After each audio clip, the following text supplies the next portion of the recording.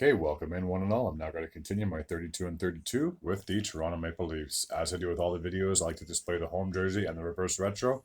And for me, this is kind of bland. Yeah, the logos might be a slight, uh, there might be a slight difference in the logos, but aside from that, they still have the blue uniforms and the white stripes. The only difference that I can see is they have instead of one thick white stripe going along the bottom of the jersey, they have two thin white stripes, and then obviously they have the white on the shoulders as well. But aside from that, it's pretty much the exact same jersey. So I can't say I like it or hate it. It's like a copy paste minus a couple of little white lines here and there. So that's just my opinion. So might as well just say this part before I get on to the signings. The last time the Leafs missed the postseason was in 2016. They've made it 7 years in a row. In 2017, when Austin Matthews was in his rookie season, they played the Washington Capitals, but they lost in 6 games. In 2018 and 2019, they lost to the Bruins in 7 games, respectively. In 2020, when they had the playoffs and the bubble because of the whole COVID crisis, they lost in a play-in round to the Columbus Blue Jackets. In 2021, they lost to the Montreal Canadiens in the first round in 7 games. In 2022, they lost to the Tampa Bay Lightning in 7 games. And then this past playoffs, they managed to get over that first round hump by defeating the Tampa Bay Lightning in 6 games. But unfortunately, they fell short in the second round to the Florida Panthers, and they were ousted in 5 games. So I'll go over some of the key off-season signings that they have done thus far. So they brought in tough guy Ryan Reeves. He has signed a 3-year contract with the Maple Leafs. He split last season between the New York Rangers and the Minnesota Wild. From the Minnesota Wild, they've also signed John Klingberg on a 1-year contract. He could potentially help out on a power play unit. Definitely going to be in a top 4 spot, in my opinion, on the defensive side of things. Tyler Bertuzzi he split last season between the Detroit Red Wings and the Boston Bruins. He has now signed on a 1-year deal, and they've brought in. I want to say he should be a fan favorite. Obviously, his father played for the Leafs back in the late '90s to mid 2000s. Max Domi. Obviously, his father Ty Domi played for the Leafs, so I'm sure it's going to come full circle for the Domi family that they get to watch 2 generations of Domis play on the same team. He has signed on a 1-year deal as well. Dylan Gambrell, he spent last season with the Ottawa Senators. He has also signed on a 1-year contract. They brought in Martin Jones as a backup goaltender. He has signed on a 1-year contract as well. And and the last one is Simon Benoit, a defenseman. He spent last season with the Anaheim Ducks. So I'll take a look at the roster from last year, and we'll see who has re-signed, who has yet to sign, or who has signed with another team.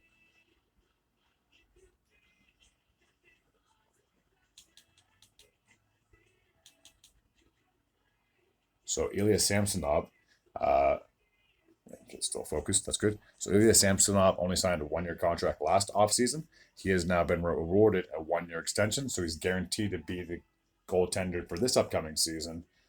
Matt Murray's contract has been bought out, and it's pretty hefty, almost paying the guy almost $5 million. And he's been so inconsistent ever since he left Pittsburgh. And Joseph Wall, an upcoming goaltender and potentially the future goaltender of the franchise, still has 2 more years left to go on his contract. So between Martin Jones, Joseph Wall, and Ilya Samsonov, those are your goaltenders for this upcoming season. Okay, so now we'll take a look at the rosters.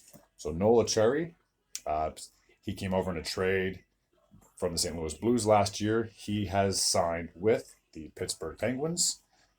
Zach Aston Reese, he is still a free agent.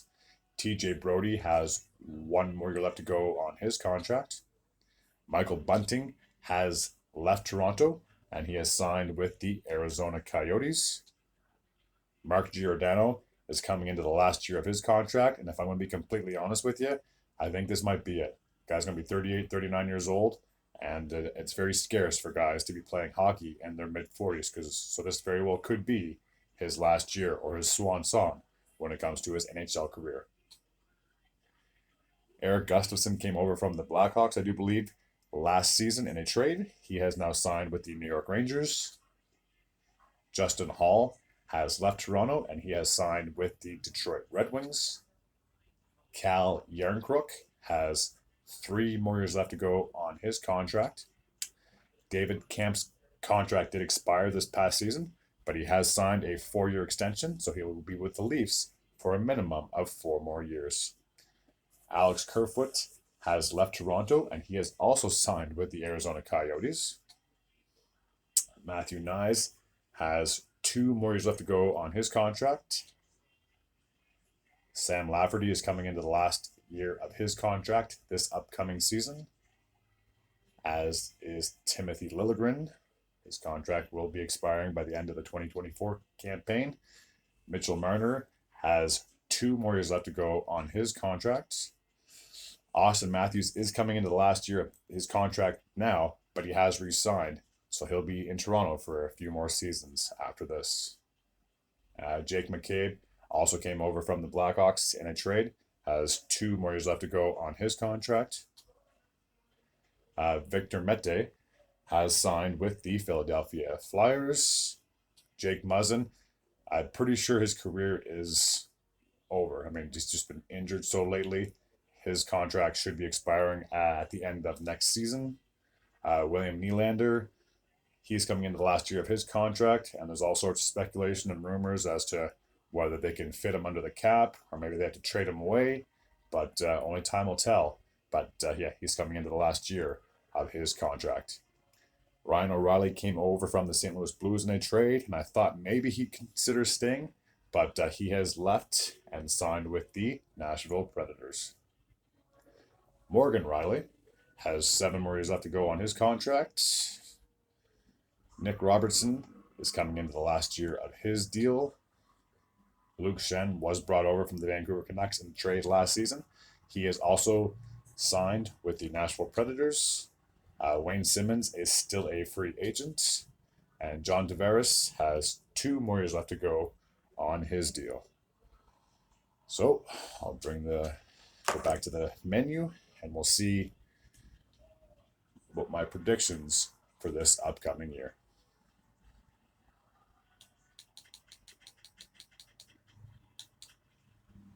Okay, still focused. That's good.